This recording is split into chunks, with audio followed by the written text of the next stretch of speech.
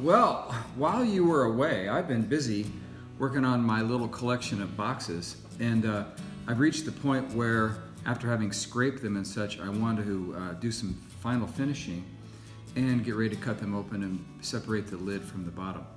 The last step that I use is to work with a Sureform tool. Some of you are familiar with these, little rasp file, and I use this almost exclusively for this last step. This is what the tool yields as you work across the clay surface. I particularly like to use this to put a bevel on the edges.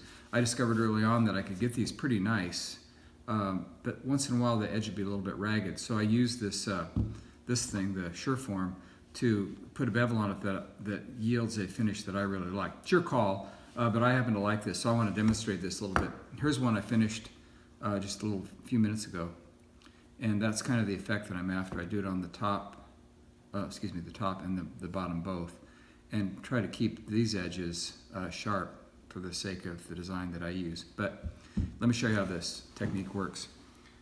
You run the tool across it, and one of the things is that when you put a new blade in this, it's pretty sharp, and if you're not careful, it'll take off too much clay. This one is dull, not suitable for most practical use for this on wood and such, but it's ideal on clay to work with a dull blade. It takes off just the right amount of material.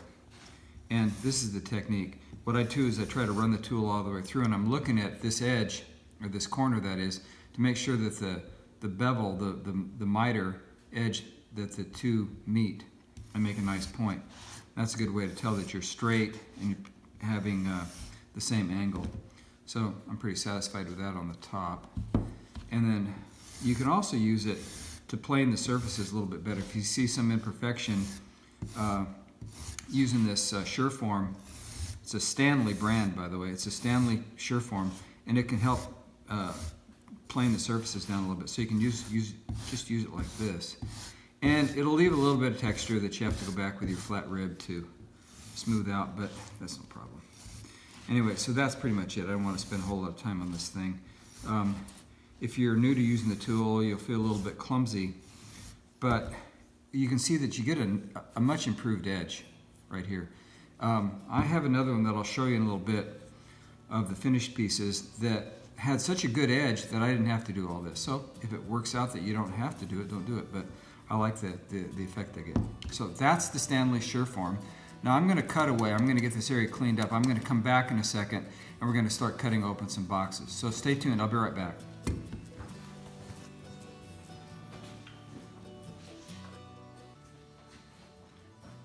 Okay, we're finally about the business of getting to separate the lid from the bottom of these boxes. And throughout the course of these remaining steps, I'm going to introduce you to several tools. The first of which is the tool that I use to make these cuts and separating the top and the bottom. This is a Kemper product, and I frankly have never seen another company with one quite like this. I know there's a lot of tools like this around, but I rely on the Kempers. They're inexpensive and they're durable.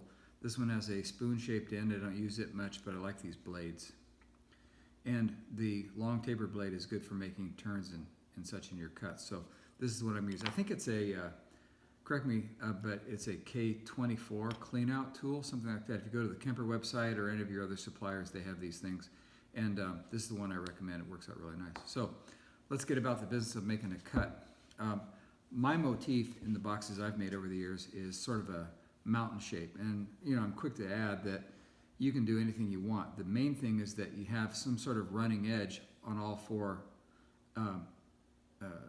running cut, so that on all four sides, so that the lid will stay in place. If you just made it straight, the lid would keep sliding off. You have to do some other arrangement, but this works for me. So this is how I start the cut. I cut at a corner. I'm finally through there. And now, like I said, I've always liked making mountains. I've lived around mountains all my life, except when I was in the flatlands of Texas.